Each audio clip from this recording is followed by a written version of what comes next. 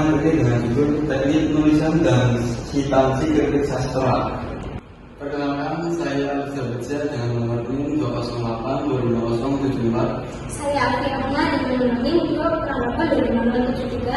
Saya Tabir Chandrika Dewi dengan NIM 2082554. Saya Yuliana Widiawati dengan nomor NIM 2082550. Saya Sabila Syafadila dengan NIM 208-25046. Pengertian kritik sastra. Kritik sastra adalah kegiatan menganalisis, menafsirkan, dan menilai karya sastra secara objektif berdasarkan unsur-unsur yang membangun karya tersebut. Kritik sastra bertujuan memberikan pemahaman, penilaian, serta apresiasi terhadap kualitas sebuah karya sastra. Adapun fungsinya, yang pertama untuk menilai kualitas karya sastra, yang kedua membantu pembaca memahami makna dan pesan yang terkandung di dalamnya, yang ketiga meningkatkan apresiasi terhadap karya sastra. Selain itu, kritik sastra memberikan masukan kepada pengarang untuk memperbaiki karyanya dan berperan dalam menunjukkan perkembangan sastra secara umum. Selanjutnya, perbedaan kritik sastra dengan resensi dan ulasan. Ada satu hal mendasar yang perlu kita pahami terlebih dahulu, yaitu perbedaan kritik sastra dengan tulisan yang serupa seperti resensi dan ulasan.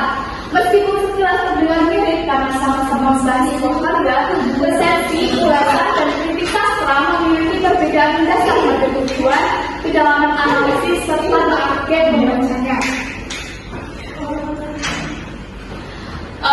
Resensi adalah tulisan ringkas yang mengulas identitas, sinopsis, serta kelebihan dan kekurangan suatu karya.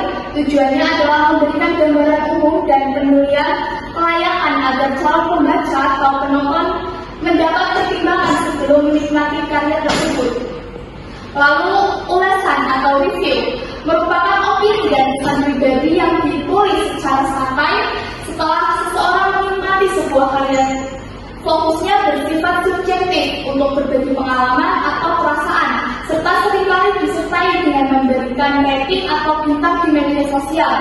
Yang terakhir, kritik sastra adalah analisis mendalam, objektif, dan akademis terhadap suatu karya sastra menggunakan teori tertentu. Tulisan ini tidak sekadar menilai suka atau tidak suka, melainkan membedah struktur, makna tersembunyi, dan menilai karya secara ilmiah.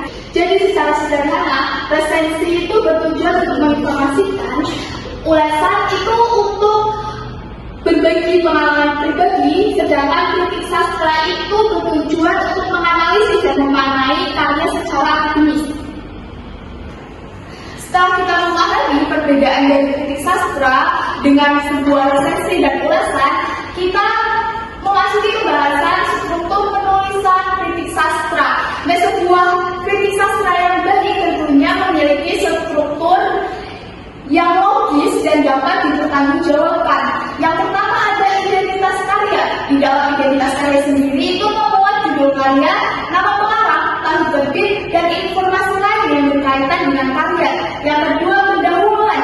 Di dalam pendahuluan ini berisi pengenalan karya serta alasan atau tujuan kita mengkritik sebuah karya. Yang ketiga, ringkasan karya. Di dalam ringkasan karya itu memaparkan isi karya secara singkat agar pembaca itu memahami objek yang sedang dikritik. Yang keempat, analisis dan evaluasi. Analisis dan evaluasi ini membahas unsur-unsur karya sastra seperti tema, tokoh, alur, latar, dan gaya bahasa, serta menilai kelebihan dan kekurangan karya sastra yang sedang dikritik. Yang kelima itu simpulan. Di dalam simpulan ini berisi hasil penilaian secara keseluruhan dengan rekomendasi terhadap karya yang sedang dikritik. Selanjutnya yaitu ada langkah-langkah menulis kritik sastra. Yang pertama, kita harus membaca pasal-pasal dulu agar kita bisa berkata bagian mana yang akan kita analisis atau kita bahas. Yang kedua adalah menentukan pendekatan kritik. Kita akan menggunakan pendekatan apa, seperti pendekatan teknologi atau pendekatan yang lain. Yang ketiga yaitu ada mengidentifikasi unsur-unsur karya. Jadi setelah kita membaca dan menentukan pendekatan kritik, kita juga akan mengidentifikasi unsur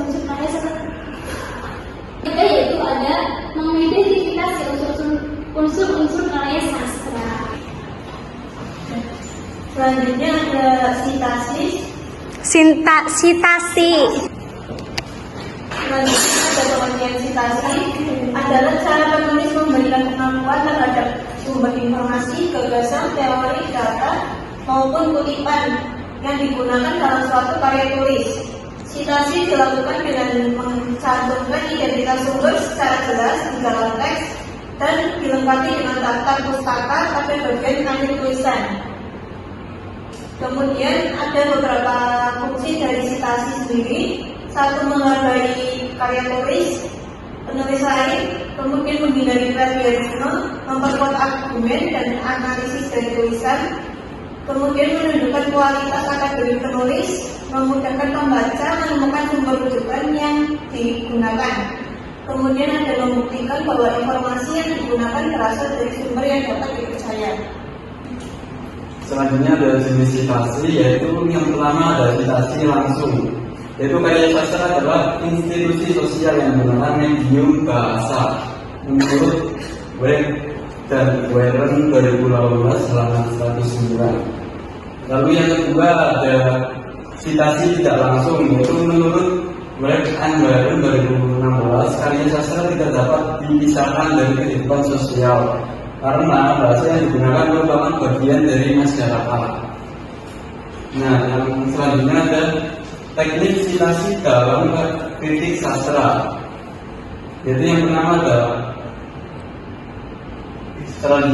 teknik sitasi dalam kritik sastra. Yang pertama ada model nama-nama tahun atau bisa disebut APA style. Lalu yang kedua ada Mila style, yaitu modern language extraction. Selanjutnya ada teknik sitasi dalam kritik sastra. Yang pertama ada model nama sampai tahun, yaitu adalah APA style yang bisa ditulis seperti ini yang formatnya. Lalu yang kedua ada MLA style atau modern language extraction yang berformat seperti berikut. Lalu perbedaan APA style dengan MLA style itu apa? Nah, APA style ini ditulis dengan tahun. Nah, jika MLA style ditulis dengan menggunakan halaman. Selanjutnya yang terakhir ada kesimpulan. Nah, kritik sastra merupakan kegiatan menganalisis, menafsirkan, dan menilai karya sastra secara objektif berdasarkan teori dan unsur-unsur pembangunannya. Dalam penulisannya diperlukan struktur, langkah, dan prinsip yang tepat agar menghasilkan analisis yang logis secara ilmiah. Selain itu, penggunaan sitasi yang benar sangat penting untuk menghargai sumber rujukan, menghindari plagiarisme.